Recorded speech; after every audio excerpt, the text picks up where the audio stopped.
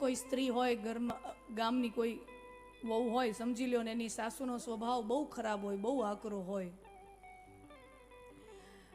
અને ઘરે મહેમાન આવવાના હોય, સાધારણ પરિવારની આર્થિક સ્થિતિ છે, તો કોઈ ધનાઢ્ય આર્થિક રીતે પરિવાર નથી, સાધારણ સ્થિતિવાળો પરિવાર, અને ઘરે મહેમાન આવવાનો હોય 5-6 જણા, તો સાસુ આકરા સ્વભાવની હોય ને એમ કે પોતાની વહુને આ તપેલી લઈ જા અને ગામમાં કરિયાણાની દુકાન છે ને અહીંયાથી આ તપેલીમાં 1 કિલો ઘી લઈ આવ. ઘી લેવા મોકલે અને પૈસા જે પણ થતા હોય 500 રૂપિયા આપીને મોકલે કે લેતી આવો. મહેમાન આવવાના હોય, ઉતાવળ બહુ હોય, બધું જમવાનું બનાવવાનું છે, શીરો બનાવવા, આ બધું ઉતાવળ હોય બેન, ઉતાવળા પગે ગઈ બેન કરિયાણાની દુકાને, પગથિયામાં તે ચડી અને કાકાને કીધું, કાકા 1 કિલો ઘી જોખી દ્યો. કાકાએ બરાબર 1 કિલો ઘી એને તપેલીમાં જોખી દીધું, અને એ તપેલી લઈ અને એ સ્ત્રી પગથિયું ઉતરતી હોય અને ત્યાં પગથિયું ચૂકાઈ જાય, પગ મેળાઈ જાય અને તપેલી હાથમાંથી જાય. હવે તમે સમજો, સાસુનો સ્વભાવ બહુ ખરાબ છે.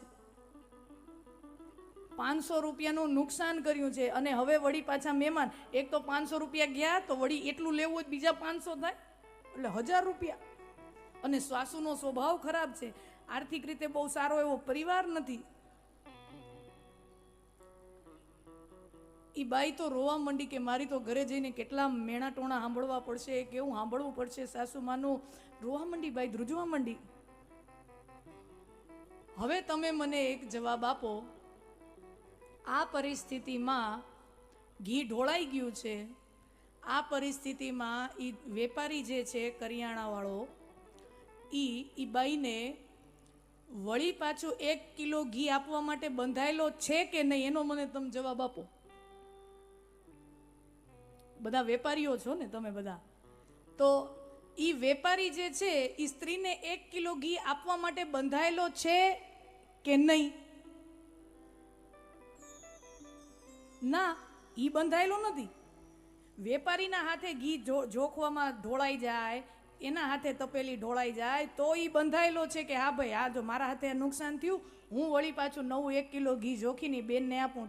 પણ અહીંયા ભૂલ કોની? એ બેનની. તો વેપારી બંધાયેલો નથી. હો, તો વેપારી જો ઈ નવું 1 કિલો ઘી એને ન જોખીને આપે તો વેપારી કોઈ અનૈતિક ન ગણાય, એ ખોટો ન ગણાય, એ બરાબર જ નીતિવાળો જ ગણાય. એને તો 500 રૂપિયા લીધા ને ઘી દીધું ને વાત પતી ગઈ. એ નીતિ જ છે, ખોટું નથી. તો આ રહી નીતિ. પણ જો એ વેપારીને ખબર પડે, કરિયાણાવાળો કાકા હોય, અને ગામમાં તો બધાને એકબીજાના ઘરના સ્વભાવ ખબર જ હોય ને, કોણ કેના ઘરમાં કેવી સ્થિતિ છે બધા જાણતા હોય ગામમાં. એને ખબર છે કે આની સાસુ આને એટલા મેણા ટોણા કરશે, આને એટલું સંભળાવશે, બિચારી ધ્રુજે છે, રડે છે, અને એ કાકા વહાલથી દીકરીના માથે આમ હાથ ફેરે ને કે દીકરી વાંધો નહીં, રોમાં બેટા, તને હું 1 કિલો ઘી આપું છું, તમ તારે જ્યારે વ્યવસ્થા થાય ત્યારે આપજે, ન થાય તોય જય સિયારામ, આ 1 કિલો ઘી લઈ જા. હવે આ જે વેપારીએ કર્યું એ ધર્મ છે, નીતિથી એ ઊંચો. જ્યારે પર પીડાને કોઈ સમજે એ ધર્મ છે. બીજાનું દુઃખ સમજવું એને ધર્મ કહેવાય.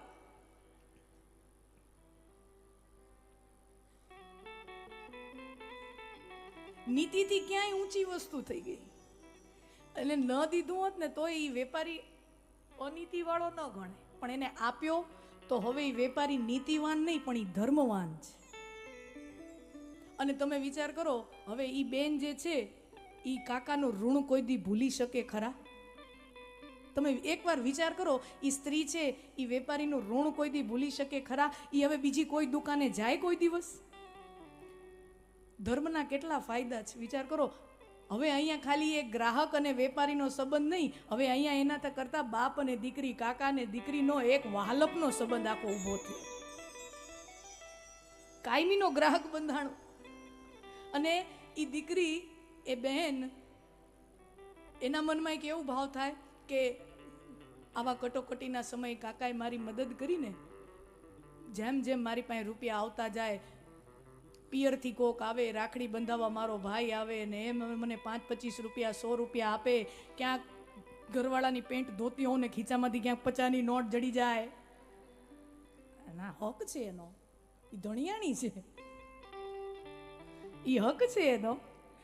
ને એમ કંઈક જડી જાય એમ કરીને એ સ્ત્રી 500 રૂપિયા જેથી ભેગા થઈ જાય અને ત્યારે કાકાને આપે કે કાકા આ લ્યો, આ 2 મહિના પહેલાં તમે મારી મદદ કરી હતી ને એના 500 રૂપિયા મારી પાસે આવી ગયા છે, આ હું તમને પાછા આપું છું, તમારો ખૂબ ખૂબ આભાર, જય સિયારામ. વિચાર કરો ધર્મના કેટલા બધા ફાયદા છે.